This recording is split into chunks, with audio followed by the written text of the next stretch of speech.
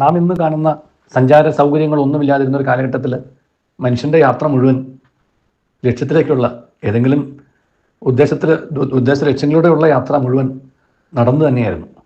അന്ന് രൂപം കൊണ്ട വാക്കാണല്ലോ നാഴികക്കല്ല് എന്ന് പറയുന്നത്. ഓരോ നാഴികകൾ കഴിയും തോറും പിന്നിടുമ്പോഴും നമുക്ക് ഓരോ കല്ല് കാണാൻ പറ്റും. മയിൽക്കുറ്റി എന്നൊക്കെ പറഞ്ഞിരുന്ന അതിനെയായിരുന്നു. ആ മയിൽക്കുറ്റി എന്ന് പറയുമ്പോൾ എത്ര മൈൽ സഞ്ചരിച്ചുവെന്നും ഇനി മുന്നോട്ട് എത്ര മൈൽ സഞ്ചരിക്കാനുണ്ട് എന്നുള്ളൊരു ഓർമ്മപ്പെടുത്തലൊക്കെ അതിനകത്തുണ്ട്. അപ്പോൾ സഞ്ചരിക്കുന്ന മൈലുകൾ അറിയാനായിട്ട് ഓർമ്മപ്പെടുത്താനായിട്ട് ഉള്ള ഒരു പ്രയോഗമായിരുന്നു അത് മയിൽക്കുറ്റി. അതിന് നാഴികക്കല്ല്. ഈ അരനാഴിക നേരം എന്ന് പറയുന്ന ഒരു സിനിമയിലും ഈ സമയത്തെ അല്ലെങ്കിൽ ജീവിതയാത്രയുടെ ഇനി ബാക്കിയുള്ള നാഴിക എത്രയാണ് എന്ന് സൂചിപ്പിക്കുന്ന പദപ്രയോഗമായിരുന്നു അത് തന്നെ. അതുപോലെ തന്നെ വേറൊരു യാത്ര മധ്യേ ഉണ്ടായിരുന്ന രൂപപ്പെടുത്തിയ വാക്കാണ് അത്താണി എന്ന് പറയുന്നത്. കാരണം മനുഷ്യൻ ഈ യാത്രയിൽ ചുമടുകൾ തലയിൽ വെച്ച് ഒക്കെ കൊണ്ടുപോകായിരുന്നു, വേറെ മാർഗമൊന്നുമില്ല. അപ്പോൾ ഇടയ്ക്കതൊന്ന് ഇറക്കി വെക്കണമെന്നുണ്ടെങ്കിൽ ഈ അത്താണിയിലാണ് ഇറക്കി വെച്ചിരുന്നത്. അത് ഇന്നും ചില സ്ഥലങ്ങളിൽ കാണാൻ പറ്റും. രണ്ട് പൊക്കമുള്ള വലിയ പാറക്കല്ല് കൊണ്ട് തീർത്ത തൂണുകളിൽ കല്ലിൽ കൊത്തിയ തൂണ് തന്നെയാണ്. അതിന് മുകളിൽ വേറെ വലിയ പാറക്കല്ല് വെച്ചിരുന്നു. അപ്പോൾ അവിടെ ഭാരമൊക്കെ ഇറക്കി വയ്ക്കാൻ മനുഷ്യൻ്റെ പൊക്കം അനുസരിച്ച് തന്നെ വേറെ ആരുടെയും സഹായമില്ലാതെ അല്പം വിശ്രമിച്ചതിന് ശേഷം ആ പൊക്കത്തിൽ നിന്നും ഭാരമെടുത്ത് വീണ്ടും യാത്ര തുടരുകയും ചെയ്യും. ഇത് രണ്ടും നമ്മെ ഓർമ്മപ്പെടുത്തുന്ന ചില കാര്യങ്ങളുണ്ട്. ഇന്നലെ യാത്രയെക്കുറിച്ച് നമ്മളൊരു പുനർചിന്ത നടത്തിയപ്പോഴും ഒരാൾ എൻ്റെ അടുത്ത് പറയായിരുന്നു, നമ്മളിന്ന് ഒരു സാധാരണ ഇതിൽ പ്രായമെത്തി മരിക്കുന്ന ഒരു മനുഷ്യൻ്റെ ശരീരത്തിലേക്ക് നോക്കിക്കഴിഞ്ഞാൽ ആ ജലനരാദികളും ചുക്കിച്ചുളിവുകളൊക്കെ ഒന്ന് നോക്കിയാൽ എവിടെയൊക്കെയോ നമുക്ക് ആയുസിൻ്റെ ദൈർഘ്യം എണ്ണിയെടുക്കാൻ പറ്റുമെന്ന്.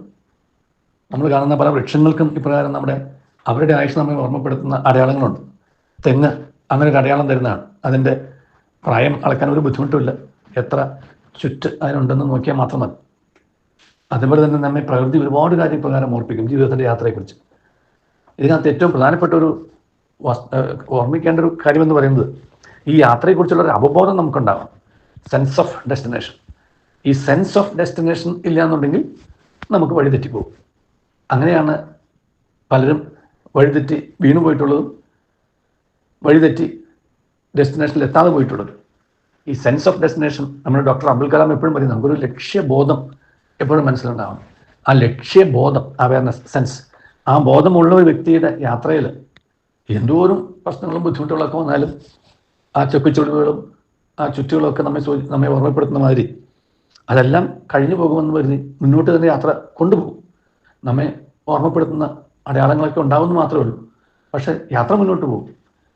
ആ യാത്ര അങ്ങനെ മുന്നോട്ട് കൊണ്ടുപോകണമെന്നുണ്ടെങ്കിൽ ഈ ലക്ഷ്യബോധം നമുക്ക് ഉണ്ടാവണം. ലക്ഷ്യബോധം ഇല്ലാതെ വരുമ്പോഴാണ് വഴിതെറ്റി വീഴുന്നത്. കാരണം ലക്ഷ്യബോധമുള്ള ഒരാൾക്ക് മാത്രമേ ആ ലക്ഷ്യത്തിലേക്കുള്ള വഴിയിലൂടെ സഞ്ചരിക്കാൻ പറ്റുള്ളൂ.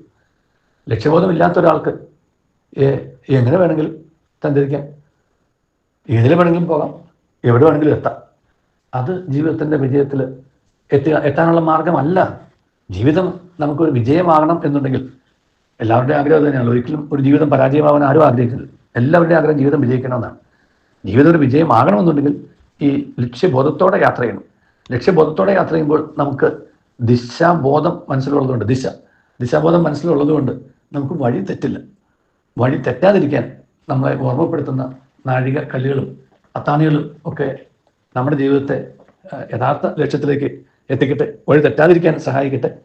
കണ്ടുമുട്ടുന്നവർക്ക് അത്താണി ആഗമനങ്ങൾ കൂടി സഹായകമാകട്ടെ. കാരണം നാം ഒരു അത്താണിയാകുമ്പോൾ നമ്മുടെ ഭാരം ചുമക്കാൻ പല അത്താണികളും ദൈവം നമുക്ക് കൊണ്ടുതരും. അതാണ് കൊടുത്താൽ കൊല്ലത്തും കിട്ടും എന്ന് പറയുന്നതിൻ്റെ അർത്ഥം, നല്ല അർത്ഥത്തിലെടുക്കുമ്പോൾ. അപ്രകാരമുള്ള നല്ല ജീവിതം, നല്ല യാത്രയായി മുന്നോട്ട് പോകാൻ നമുക്ക് കഴിയട്ടെ. Let us travel with a sense of purpose. ഒരു ലക്ഷ്യബോധത്തോടെ യാത്ര ചെയ്യാം. ദൈവം നമ്മെ അനുഗ്രഹിക്കട്ടെ. നല്ലൊരു ദിവസം എല്ലാവർക്കും നേരുന്നു.